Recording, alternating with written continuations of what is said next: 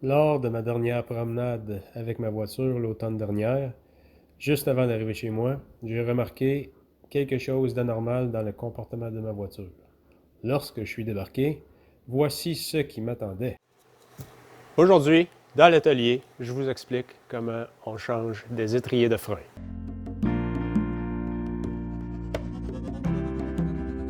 Sur les voitures, les étriers de frein servent à arrêter la voiture lorsqu'on appuie sur la pédale de frein. Les composantes d'un étrier de frein sont le ressort de coulisseau. Ensuite de ça, on a le porte-étrier. Le porte-étrier contient les coulisseaux ainsi que les plaquettes qui viennent ici. Ensuite de ça, on a l'étrier comme tel, l'étrier qui contient le piston hydraulique qui peut à l'occasion saisir dû à une accumulation de rouille dans cette section-là ici ou à une accumulation de poussière. La façon que ça fonctionne, lorsqu'on appuie sur la pédale de freinage, il y a une pression qui est créée dans le système hydraulique du système de freinage. La pression hydraulique, ça vient ici. Ça crée une pression ici, ça vient pousser sur le piston qui, lui, vient actionner la plaquette contre le disque qui se trouve être ici, puis ce qui fait ralentir ou immobiliser la voiture. Dans mon cas à moi, c'est une accumulation de poussière et de cochonnerie dans cette partie-là ici qui a fait que mon piston a saisi. Donc, on change ça. Pour accéder à l'étrier, il faut qu'on enlève la roue.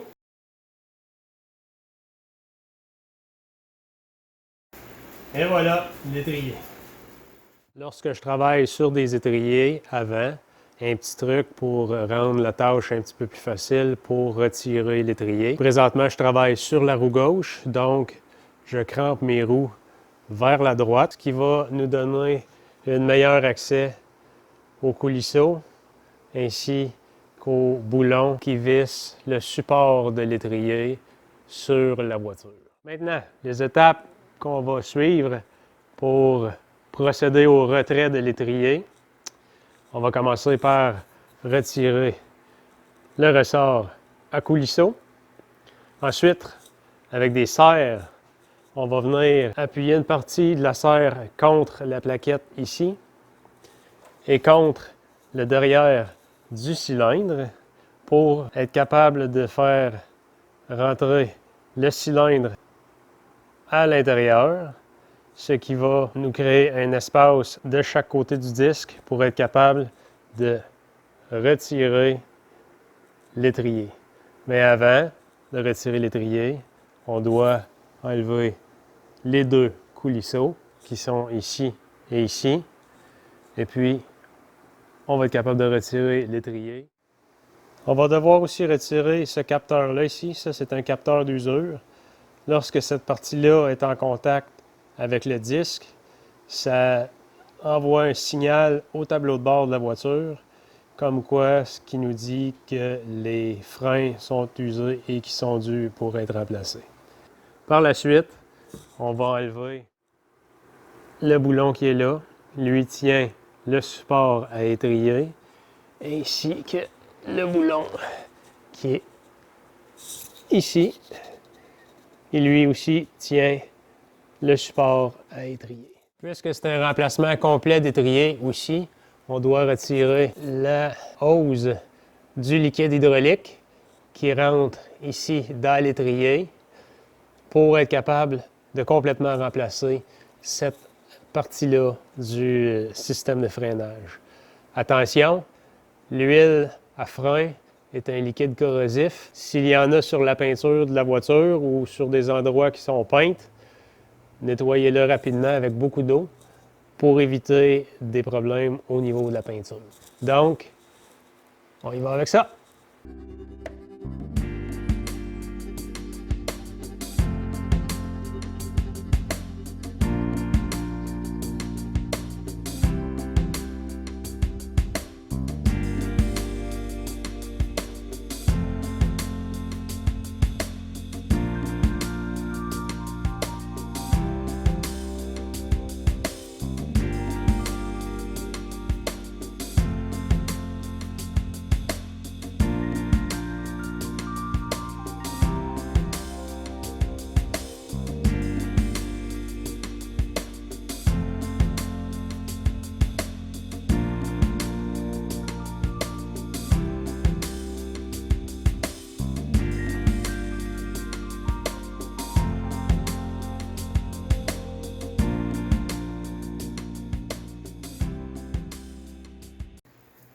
maintenant notre étrier qui est défectueux.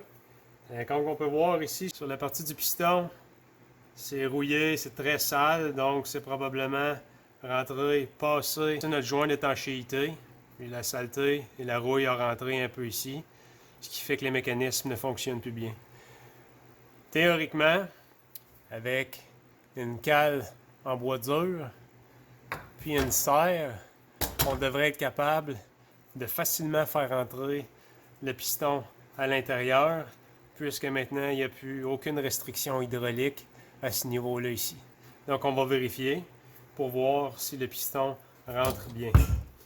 Je ne devrais pas avoir besoin de forcer avec la serre plus qu'il faut. Présentement, la serre est à côté. Je suis incapable de serrer plus que ça. Ce qui me confirme que le piston est bel et bien saisi dans cette partie. C'est maintenant le temps de réinstaller notre nouveau support à étrier. Donc, on s'installe dans l'étau.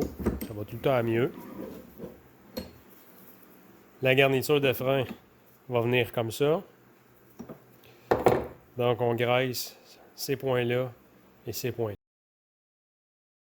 Et voilà, on réinstalle ça sur l'auto.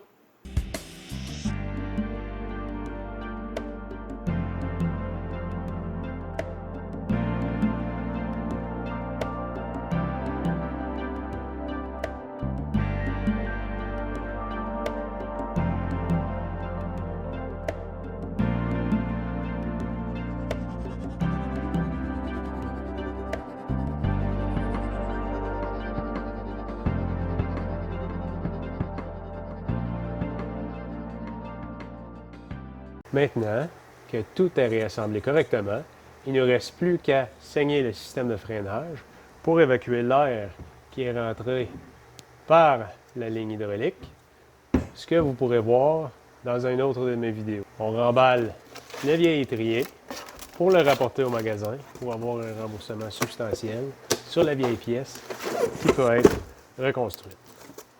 Merci, à la prochaine!